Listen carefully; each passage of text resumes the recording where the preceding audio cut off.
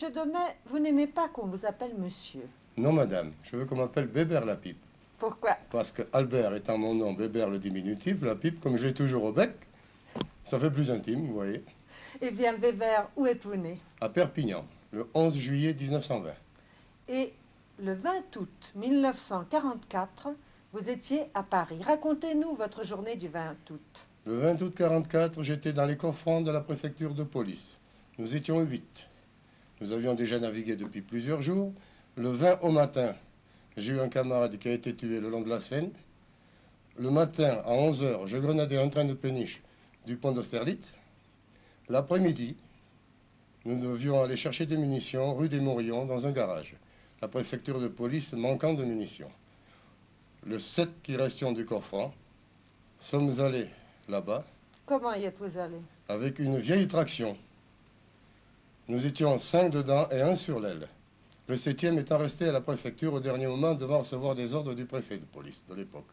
Et comment saviez-vous qu'il y avait des munitions rue des Morillons? C'était les renseignements par d'autres agents, n'est-ce pas, qui nous avaient dit, là-bas, il y a des munitions qui sont gardées par des territoriaux, par des vieux.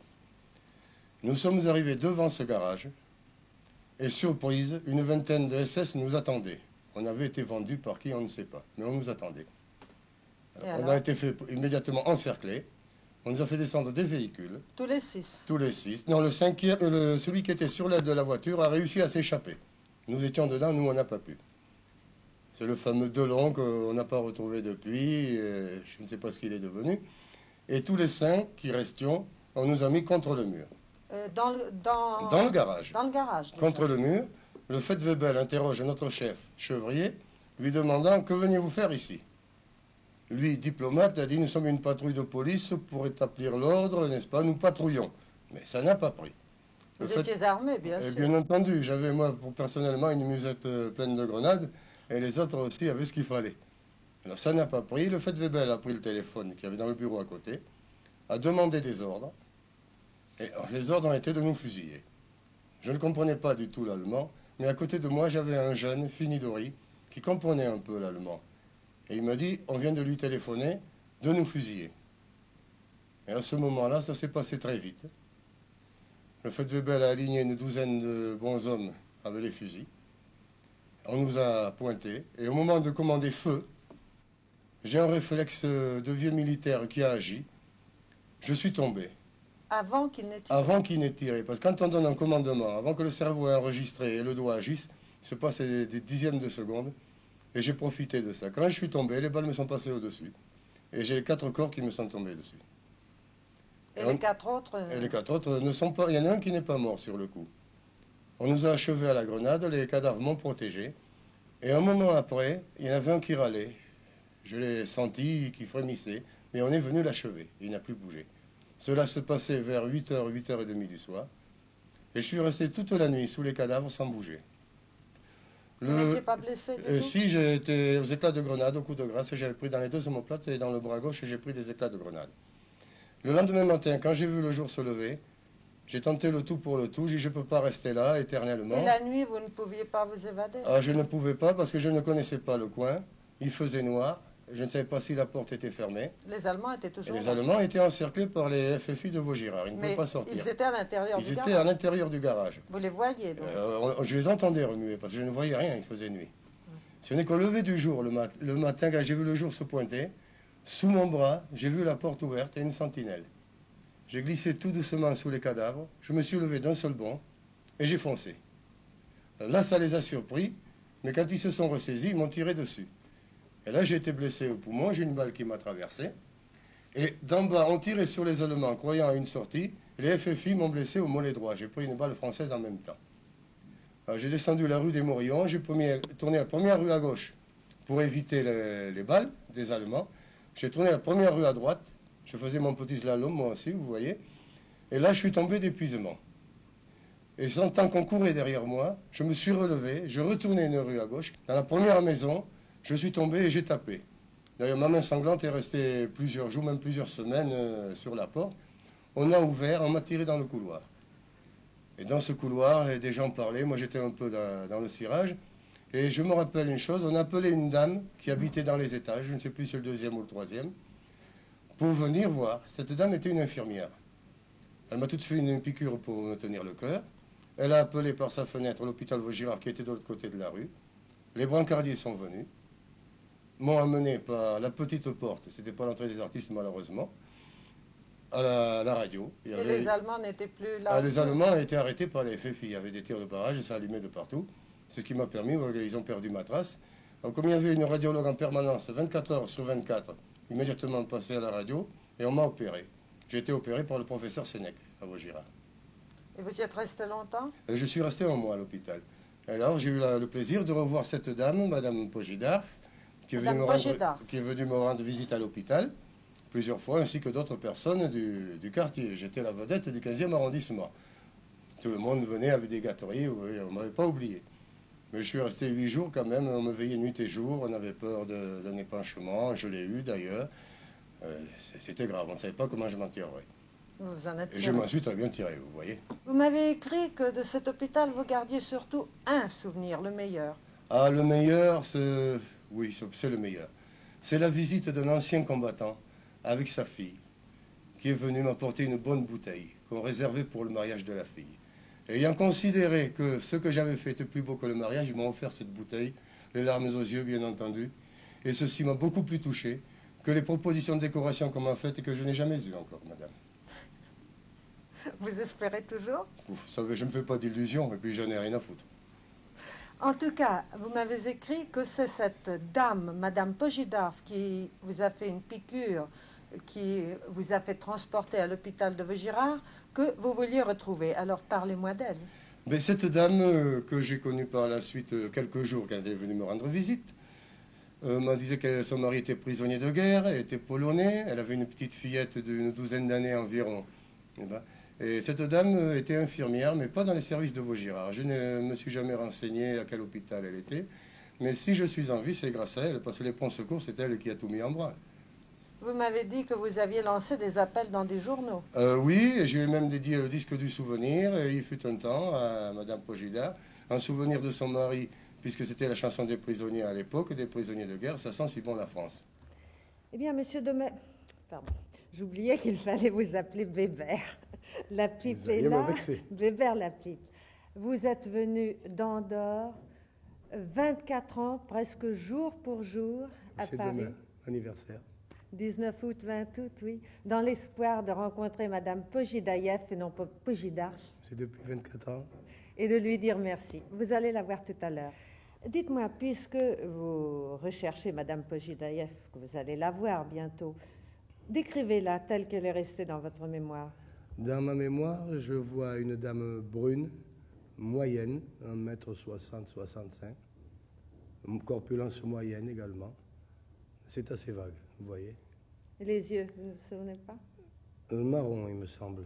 Je ne pourrais pas être certain, vous voyez. Nous allons voir si vous avez raison ou pas, puisque avant de la voir en chair et en os, vous allez, si vous voulez, écouter et regarder avec nous le récit qu'elle nous a fait lorsque nous sommes allés la voir à Issy-les-Moulineaux, le récit qui se rapporte à votre histoire.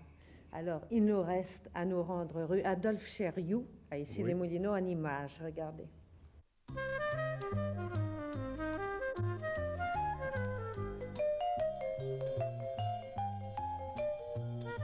Pojidaev, madame, c'est un nom russe. Mais oui, madame. Mon mari est d'origine russe. Et vous-même? Ah non, moi je suis bourguignonne. Vous vous souvenez très bien de l'histoire d'Albert Demet et pour cause. Pour vous, cette histoire commence le 20 août 1944 sur votre chemin de retour depuis la mairie du 15e jusqu'à la rue Vaugelas. Racontez-nous. Oui, c'est exact, c'est exact. Ce sont des souvenirs qu'on n'oublie pas. À ce moment-là, je me souviens qu'il y avait le couvre-feu imposé par les Allemands. Et puis ce soir-là, le bruit avait couru que le couvre-feu n'existait plus. Tout le monde était dans la rue. Nous sommes allés à la mairie du 15e pour connaître les nouvelles. Je sais que la police était en grève, il n'y avait pas de policiers.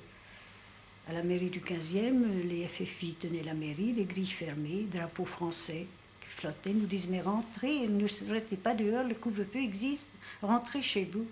Bon, alors j'étais avec une amie et ma petite fille qui avait 11 ans et demi à l'époque. Alors nous revenions chez nous, nous montions la rue Le Riche pour arriver chez nous, rue Vaugelas. Et sur notre parcours, une voiture arrive à toute vitesse et nous dépasse en montant cette rue. Et rue des Morillons, il y avait un garage sur la gauche qui était occupé par les Allemands. Ça, nous le savions, mais on pensait qu'il n'en restait presque plus d'Allemands. Comment ça s'est passé exactement, nous n'étions pas encore à la hauteur de la voiture, mais quand nous sommes arrivés en haut de la rue, nous avons vu les Français qui étaient dans la voiture, qui étaient sortis. Je ne sais pas s'il y a eu une explosion à ce moment-là. Je crois bien que les Allemands ont jeté une grenade dans la voiture, sur les pneus. Mais nous avons vu nos Français, les bras en l'air, et emmenés dans ce garage. Combien étaient-ils? Nous en avons vu plusieurs, à mon avis, 4 ou 5. Vous savez, autant qu'on puisse compter quand ce sont des événements dramatiques comme ça.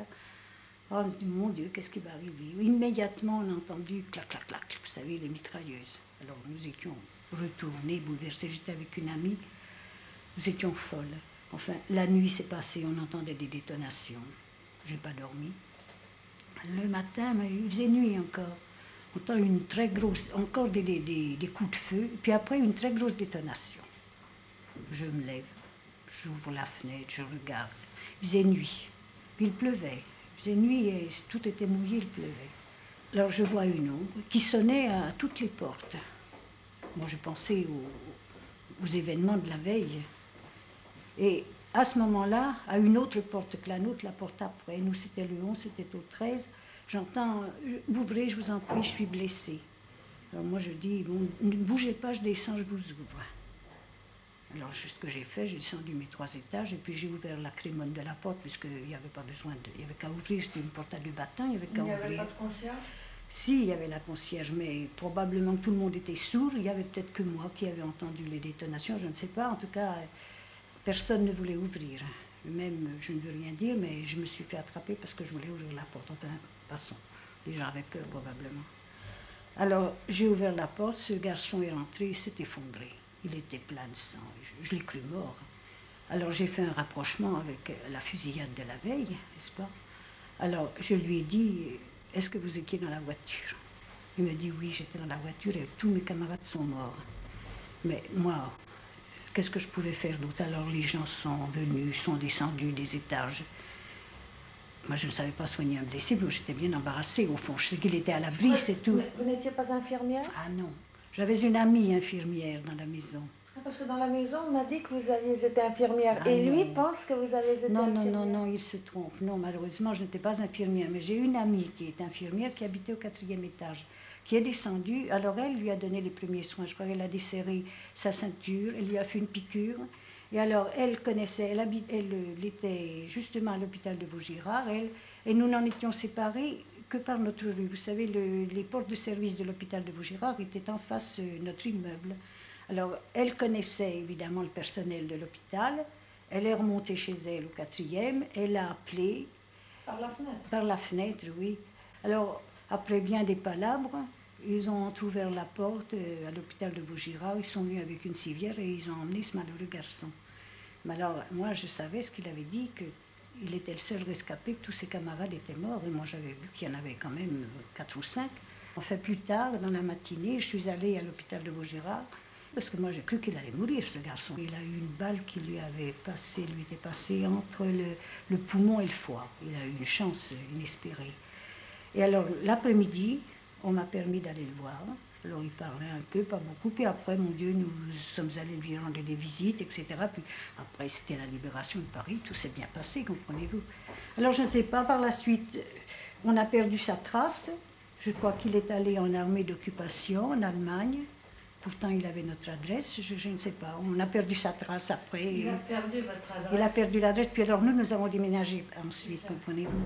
Et c'est pour ça qu'il m'a écrit pour me demander de vous retrouver, bon? Parce qu'il estime que c'est à vous qu'il doit la vie. Ben, c'est-à-dire que si on l'avait laissé dehors, peut-être que avec son hémorragie, il serait peut-être resté, c'est possible, mais enfin, peut-être que quelqu'un d'autre aurait ramassé ou ouvert la porte quand même, il ne faut pas exagérer. Eh bien, Weber, vous l'avez reconnu? Vous êtes ému un peu. Vous voyez, elle se souvient de votre histoire aussi bien que vous vous en souvenez vous-même. Entrez, Madame Posedaïev.